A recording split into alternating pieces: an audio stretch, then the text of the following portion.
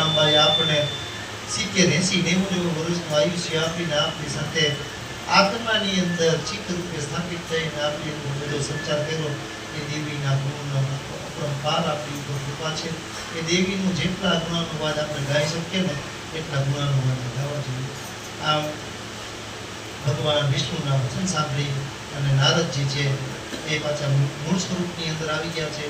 અને રાજા તલધ્વજ નામનો રાજા છે, એની બચેલા જે પુત્રો હતા એ પુત્રોને રાજ સોંપી અને વનમાં ચાલ્યા ગયા. નારદજી કહે તલધ્વજના ગયા પછી મેં ભગવાન વિષ્ણુએ મેં વિષ્ણુને કહ્યું કે પરમાત્મા આપે મને છેતર્યું.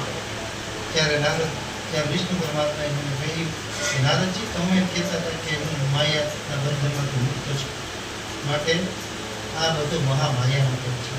મહામાયાના ગુણોથી દુષ્કર સીમાને જાણવા શંકર અને બ્રહ્મા પણ શક્તિમાન નથી, તો પછી મંદબુદ્ધિવાળા બીજા કેવો મનુષ્ય આ રહસ્યને જાણી શકે? પછી ભગવાન વિષ્ણુ ગરુડ ઉપર બેસી અને વૈકુંઠમાં જાય છે. અને હું મારા પિતાજીના બ્રહ્મલોકના બ્રહ્માજીના ભવન પર ગયો. એટલે ઘણા બધી સમયે ત્યાં પહોંચ્યો. એટલે મારા પિતાજીએ કહ્યું કે હે મહાભાગ, તું ક્યાં હતો? અત્યારે તારું મન કઈ જગ્યાએ સ્થિત છે, કેમ દેખાતો નથી?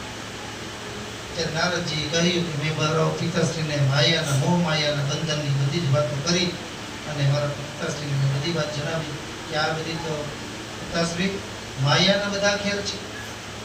મહામાયાના પ્રભાવથી ઉત્પન્ન થયેલા તમામ હકીકત મેં એને સંભળાવી. અને પછી પિતાશ્રીને મેં કહ્યું, સરળતાથી કહ્યું કે મહામાયાના સંબંધમાં શોક ન કરો. પિતાશ્રીના આવા વચન સાંભળી મારું આશ્ચર્ય દૂર થયું અને મને પિતાજી દ્વારા કહેવામાં આવ્યું, મા પરમ ભગવતી દેવી ભગવતીની રચના કરેલી છે. એ શ્રેષ્ઠ પુરાણ સર્વ સંશયોને નાશ કરનારું છે. અનેક આખ્યાનોથી યુક્ત અને વેદના પ્રમાણોથી આધારિત છે. માયાને પોતાની સહચરી એટલે કે સખી રૂપે સ્વીકારી ભગવાન કૃષ્ણ પણ માયાને લઈને જ આવ્યા અને સતત એની સાથે રાખ્યા. પણ એ યોગ માયા હતા. મા યશોદાએ જ્યારે એના મુખના 2 વખત આખા બ્રહ્માંડના મુખની અંદર દર્શન દીધા ત્યારે ભગવાને એની ઉપર વૈષ્ણવી માયાની ચાદર ઉઠાડી દીધી. એટલે પરમાત્મા પણ માયાનો સવારો લઈને જ આ સૃષ્ટિ ઉપર જન્મ છે.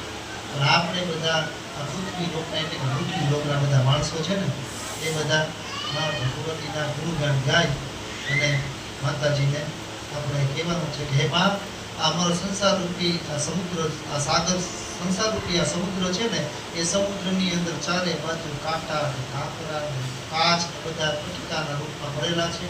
ડગલે ને પગલે જો અમે સંયમ સાથે નહીં ચાલીએ ને તો મા અમે તારા